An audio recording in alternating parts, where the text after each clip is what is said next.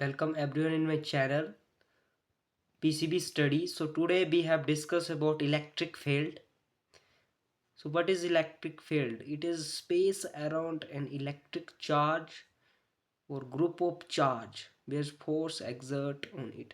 मतलब ये एक स्पेस अराउंड होता है, चार्ज के इर्द गिर्द एक एरिया है, एक फील्ड होती है जिसके अंदर चार्ज जो है फोर्स को एक्सपीरियंस करता है, फोर्स को लगाता है एक चार्ज दूसरे चार्ज के ऊपर, मतलब अपनी ही फील्ड के अंदर, तो उसे हम इलेक्ट्रिक फील्ड कहते हैं।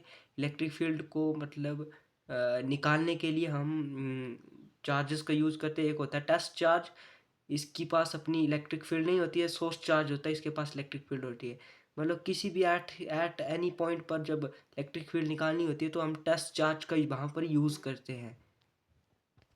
इसका फॉर्मूला होता है कैलकुलेट करने का, electric field is equal to force upon q naught. Q naught यहाँ पर चार्ज है, तो फोर्स की यूनिट न्यूटन होती है और चार्ज की यूनिट जो है वो कूलम होती है, तो इससे बनता है हमारा न्यूटन पर कूलम। और इसकी एक और यूनिट है वोल्ट मीटर इनवर्स, जो की आती है B is equal to E into D से।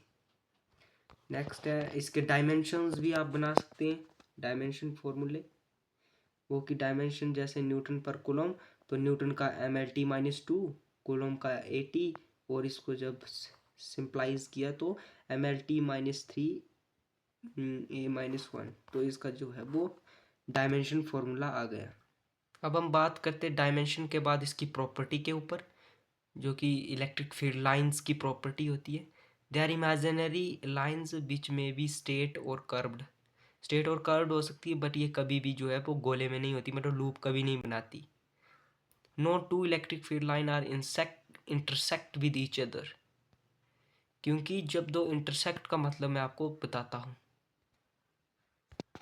मान लो ये इलेक्ट्रिक फील्ड लाइन एक है, ये दूसरी है, अगर ये इंटरसेक्ट मतलब इस पॉइंट पर अगर ये मिल गई तो ये असंभव है, क्योंकि यहाँ से ये एक डायरेक्शन ये बनेगी टेंजेंट पे, एक डायरेक्शन यहाँ से बनेगी, तो दो डायरेक्शन इसकी जो है वो पॉसिबल नहीं होती।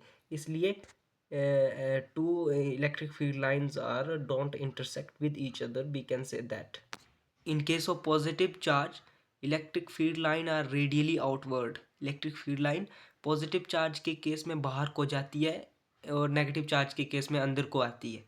और अगर ऑपोजिट चार्जेस होंगे तो वे कॉन्ट्रैक्ट करती हैं, अगर सिमिलर चार्जेस होंगे तो वे जो है वो रिपेल करती है एक दूसरे को। सो आशा है आपको ये समझ आ गई होगी।